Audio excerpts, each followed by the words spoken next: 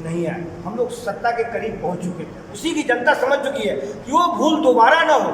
पहले 2024 में परिवर्तन करो।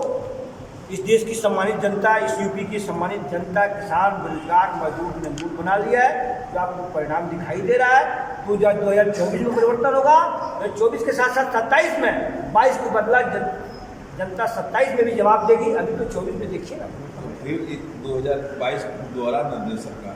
नहीं, ऐसा आपको नहीं होगा, क्योंकि एक बार थोड़ी सी चूक हुई है।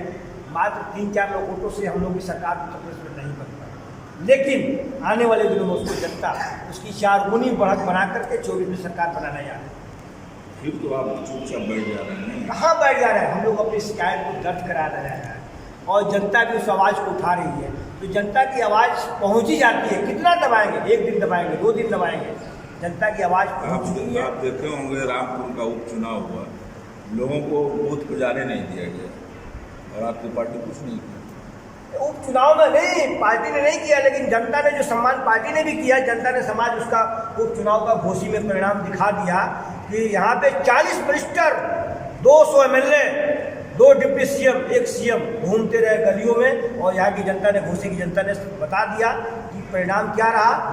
समाजवादी पार्टी, इंडिया गठबंधन के पक्ष में समाजवादी पार्टी यहाँ चुनाव अकेले लड़ी और दिखा दी कि उसका परिणाम जनता ने बता दिया। आपका जो PDF फार्मूला है, क्या उसमें सवर्ण अपने को वंचित महसूस कर रहे हैं? नहीं, ऐसा नहीं है।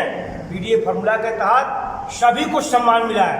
इधर 2 राजपूत लड़ रहे हैं, चंदौली में वीरेंद्र सिंह लड़ रहे हैं, उधर आपके जो है अनुराग भदौरिया लड़ रहे हैं, ब्राह्मण यहाँ देखिए बलिया में लड़ रहे हैं, अखिलेश प्रताप सिंह इंडिया गठबंधन से देवरिया में लड़ रहे हैं। कुल एक बार बताइए, हाँ। कितने ब्राह्मण, कितने ठाकुर, ऐसे बताइए। देखिए, PDA का फॉर्मूला है कि इस बार हम लोगों के राष्ट्रीय अध्यक्ष ने, हम लोग की पार्टी ने निर्णय किया है कि जो लोग PDA के तहत आते थे उनको सम्मान देना पहले जरूरी है।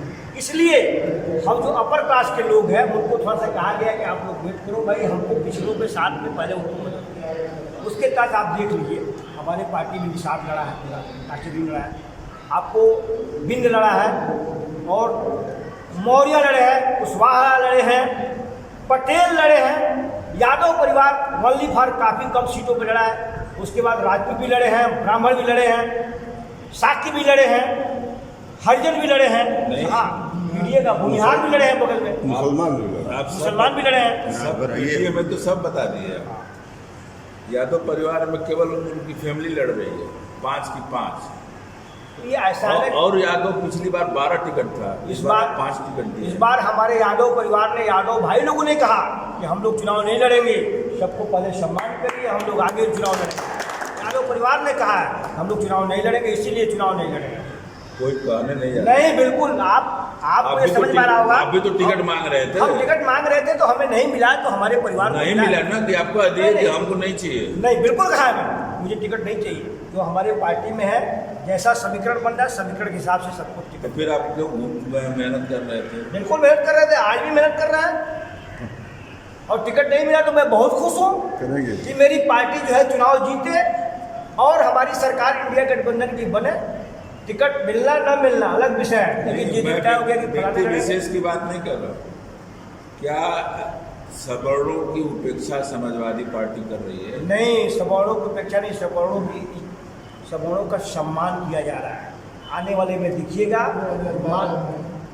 माननीय मुलायम सिंह यादव जी के टाइम में अपर क्लास सभी लोगों को बहुत सम्मान होता था, और अखिलेश जी के टाइम में भी देख लीजिए सबको सम्मान, थोड़ा सा कमी बेसी कभी कभी हो जाती है, उसकी पूर्ति आपको। मुलायम सिंह की तो बात ही छोड़ दीजिए, मुलायम सिंह ने तो सबको लेके चले। मुलायम सिंह के समय में जनेश्वर मिश्रा भी थे, मोहन सिंह भी थे, अमर सिंह भी थे। आज आपके पास ऐसा लीडर कौन है? ऐसा तमाम लीडर है आपको। एक ब्राह्मण चेहरा, आप देखिए, ये बगल में राजीव राय लड़ रहे हैं, जो सनातन पांडे लड़ रहे हैं, जो पूर्व मंत्री हैं, जनेश्वर मिश्रा के कैटेगरी में ओम प्रकाश सिंह गाजीपुर हैं, ओम प्रकाश सिंह है गाजीपुर अभी MLA, उनको कहा गया लोकसभा लड़िए, बोले नहीं, इस बार हम लोग लोकसभा नहीं लड़ेंगे, हम लोग लड़ाएंगे अपने साथियों को, अपने PDA का जो फार्मूला तय हुआ उसके तहत लड़ाएंगे। इसी भाई बंधु ने टिकट। आप बलिया के रहने वाले हैं, बलिया की सीट को आप कैसे देखते हैं?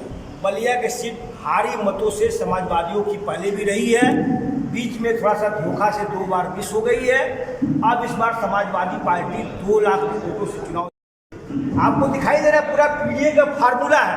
उसके बाद सनातन बाबा के पास ब्राह्मण, मुसलमान, यादव, भूमिहार, राजपूत, हर एक वर्ग का, नोनिया, कुशवाहा, चौहान, पटेल, हर एक वर्ग का वोट मिल रहा है। सनातन बाबा को कोई लड़ाई नहीं है। बिन मलाह 2 लाख वोटों से सनातन बाबा चुनाव जीत रहे हैं बलिया में। पिछली बार तो बसपा का गठबंधन था, इस बार बसपा नहीं है, तो 2 लाख तो आप कैसे माइनस हो गया कि जीतेंगे? अब इस विषय में आप खुद अच्छी तरह से जानते हैं कि भाजपा इस समय क्या काम कर रही है। दलित मतदाता भी समझ गए हैं। हमारी पार्टी ने कम से कम कुछ नहीं तो काफ़ी दलितों को पश्चिम में टिकट दिया है और वो कोई एकदम समझदार हो गया कि या तो वोट साइकिल को दीजिए, कमल पंजा को दीजिए, वोट दीजिए, और नहीं थोड़ा बहुत हो सकता है कि जो राशन के चक्कर में पड़े हुए हैं थोड़ा बहुत भाजपा को दूसरा वोट मिल सकता है। नहीं तो हम लोग वो भी फार्मूला किए हैं उनका